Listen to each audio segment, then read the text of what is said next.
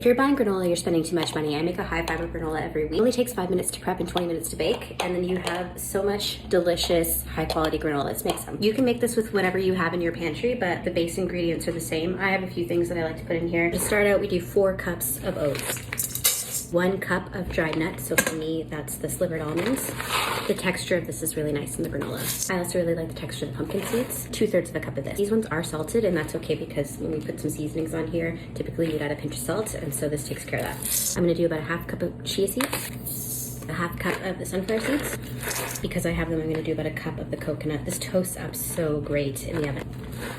And that's it for our dry ingredient. I've let this camera run and it's like 1.5 minutes. My oven is currently preheating to 350. I'm gonna do a teaspoon of cinnamon because I'm still in a fall flavor kick. About a 1/2 teaspoon of ginger, and then just a pinch of nutmeg.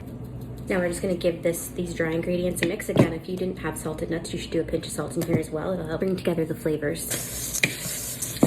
We're gonna do our wet ingredients now. I'm gonna do a 1/2 cup of oil and a 1/2 cup of honey. You can do a little bit less, but it won't cluster as well. It's gonna be a bit of a pain to get this honey out because we're at the bottom dregs. You can also use maple syrup. If you're using the honey, I highly recommend you should put it in the microwave for like 30 seconds just to like kind of incorporate things a little bit better. Also, it'll come out a little bit thicker. It really doesn't affect anything, but... And then just to make this a little bit more delicious, we're gonna put in a teaspoon of vanilla and give that a stir. I just nuked this for 30 seconds to soften it up. Now we're just gonna combine our dry and our wet. If you didn't heat up your honey, this is gonna look a little bit thicker, but it really doesn't affect anything. We're still at less than 5 minutes for all of this prep so far.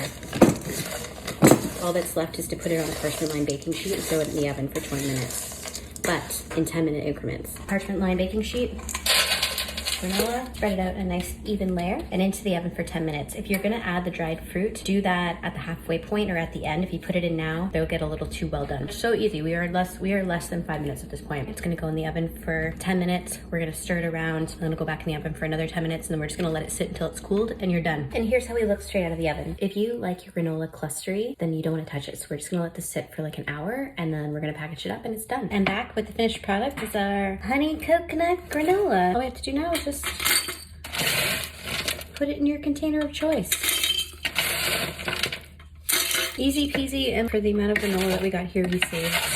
In the end, we saved a lot of money, and we ended up with a fresh granola that, like, we know all the ingredients.